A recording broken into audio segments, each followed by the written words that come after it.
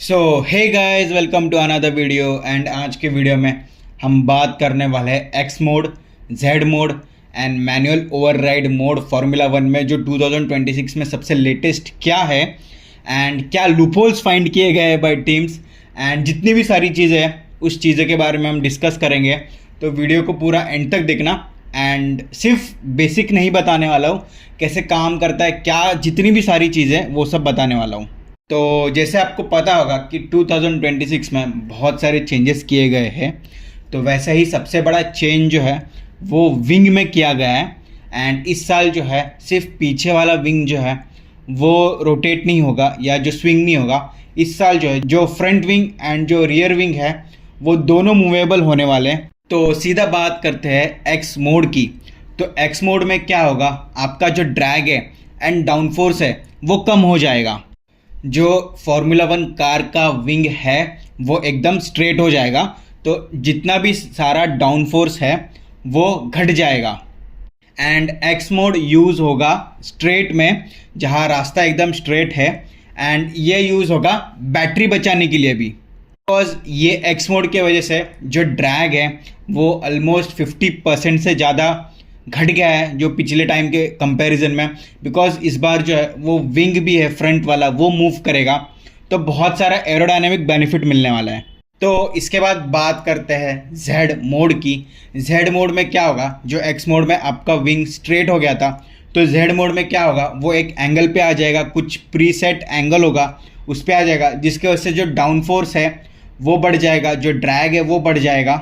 And mostly जो Z mode है वो यूज़ होने वाला है इन कॉर्नर्स पे। एंड कॉर्नर्स पे ग्रिप के लिए, ब्रेकिंग के लिए, स्टेबिलिटी के लिए एंड एनर्जी हार्वेस्ट करने के लिए। फिर इसके बाद बात करते हैं मैनुअल ओवरराइड मोड या ओवरटेक मोड, या पिछले साल का जो DRS है वो क्या है। तो मैनुअल ओवरराइड मोड या ओवरटेक मोड को ऐसा समझिए जैसे पिछले साल का DRS था। तो जैसे ट्रैक पे DRS डिटेक्शन जोन होते थे, वैसे इस साल जो है वो ट्रैक पे डिटेक्शन जोन होने वाले।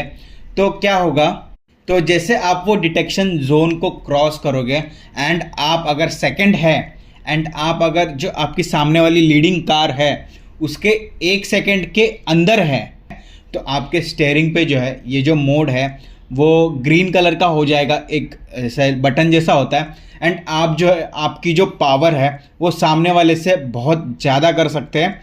एंड आप जो है वो DRS जोन में जो है वो सामने वाले को ओवरटेक कर सकते हैं। तो आसान भाषा में ये एक टाइप का DRS ही है, बस नाम थोड़ा सा अलग कर दिया गया है एंड थोड़े अलग चीज़ें हैं। तो अब थोड़ा और डिटेल में बात करते हैं एंड इन तीनों का लूपहोल क्या है ये भी मैं बताता हूँ।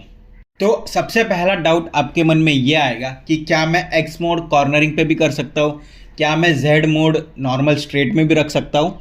एंड जितनी भी सारी चीज़ें वो आप क्लियर करते जाते हैं धीरे धीरे। तो एक्स मोड जो है वो आपको जहाँ पे स्ट्रेट होगा वहीं पे आपका एक्स मोड चालू होगा। आप कॉर्नर पे आए हो तो आपका एक्स मोड ऑटोमेटिक बंद हो जाएगा, बट जहाँ पे स्ट्रेट है वहाँ पे आपको अपना एक्स मोड जो है वो मैन्युअली प्रेस करना पड़ेगा।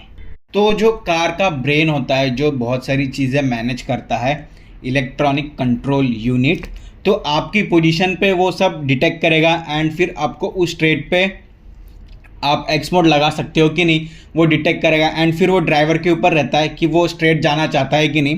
बाकी कौन नहीं जाना चाहेगा, सिंपल सी बात है, सब लोग जाना चाहेंगे।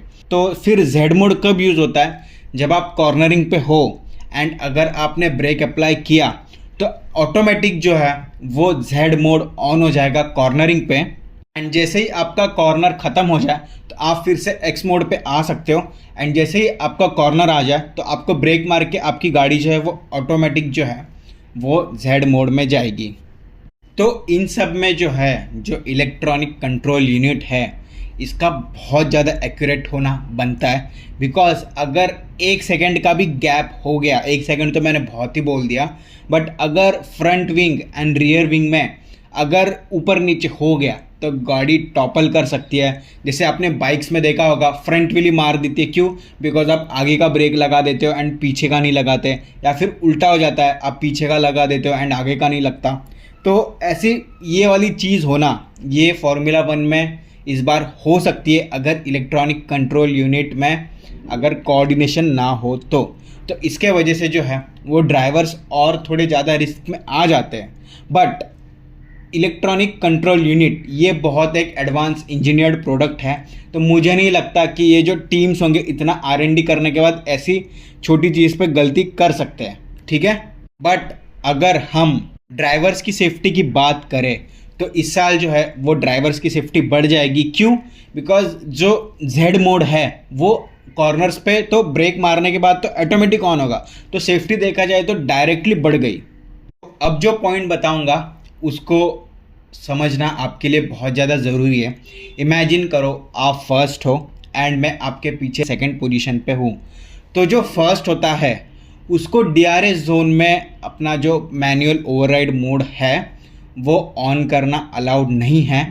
एंड जो सेकंड है वो जो है चेस कर रहा है, तो जो चेस कर रहा है एंड अगर उसके अंदर इतनी बैटरी बची है एंड वो 1 सेकंड गैप के अंदर है, तो लास्ट लैप पे जो है वो जो ड्राइवर है यानी कि मैं जो हूँ अपना मैनुअल ओवरराइड मोड ऑन करके जो लास्ट या सेकंड लास्ट टर्न है वहाँ पे मैं तुम्हें ओवरटेक कर सकता हूँ।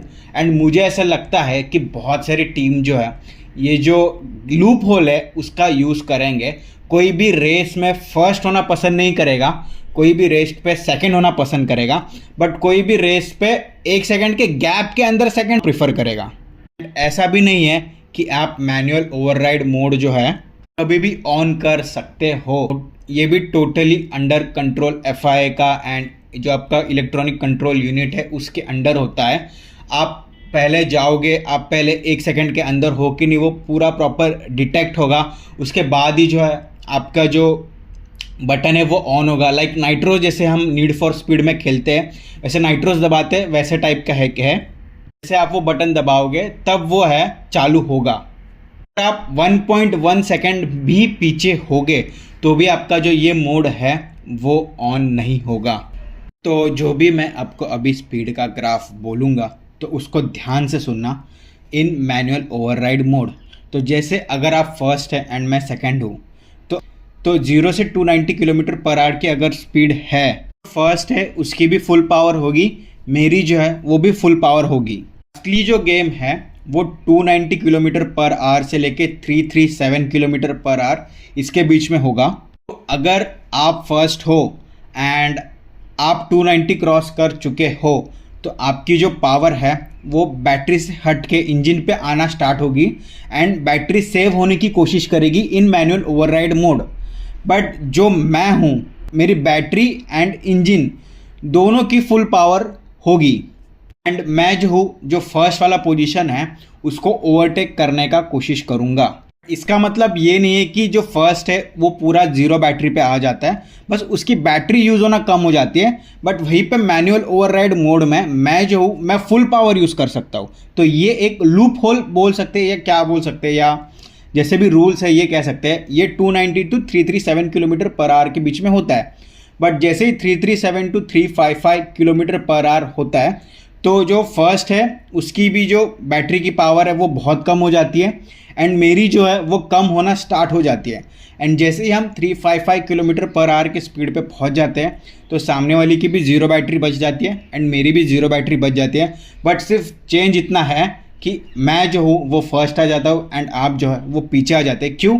बिकॉज मैंने अपनी 290 किलोमीटर पर आवर की जो स्पीड है उसमें वो क्रॉस करने के बाद मैंने अपनी फुल बैटरी यूज़ कर ली एंड हम दोनों 1 सेकंड के गैप के अंदर थे, तो मैंने आपको ओवरटेक कर लिया, सिंपल। तो ये एक लूप होल है जो हर ड्राइवर जो है वो कोशिश करेगा कि इस साल जो है वो सेकंड रहे एंड लास्ट लैप पे जो है वो ओवरटेक करे।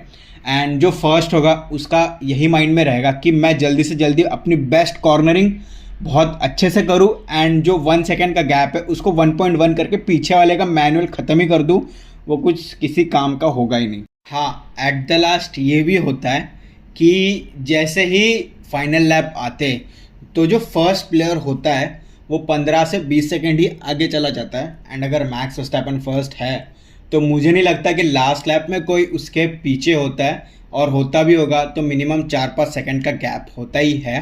तो ये चीज़ को कम करने के लिए लास्ट मोमेंट तक जो है वो लोग मैच में बने रहे, इसके लिए भी जो है ये मैनुअल ओवरराइड मोड या ये जो बूस्ट मोड है वो और पावरफुल किया गया है ना। मोस्ट ऑफ द टाइम ऐसे ही हो जाता था कि मैक्स वर्स्टैपेन अगर 10 सेकंड के लीड ले गया एंड वो अगर स्टार्टिंग के ही 10-15 मिनट में ले लिया तो हमें मैच का जो विनर है वो पता चल जाता है कि कौन है। तो ये चीज़ ना हो, इसका भी थोड़ा ध्यान रखा गया है, मैच पूरा एंड तक इंटरेस्टिंग हो। बाकी मैक्स वर्स्टैपेन है, कोई भी ड्राइवर अगर फर्स्ट होगा तो वो भाई उसको फुल क्लीन एयर मिलेगी एंड वो तो अपने पेस से आगे जाता जाएगा। बाकी चलो देखते क्या होता है, इस साल जो चेंजेस किए हैं उसका कोई पॉजिटिव इम्पैक्ट आता है। तो बस आज की वीडियो के लिए रखते इतना ही। एंड अगर आपको वीडियो पसंद आई तो लाइक करना, शेयर करना, सब्सक्राइब करना। कुछ डाउट हो तो पूछना, मैंने जितना सिंपल हो सका है उतना सिंपल रखने का कोशिश किया है। तो तब तक के लिए बाय, टेक केयर एंड जय हिंद।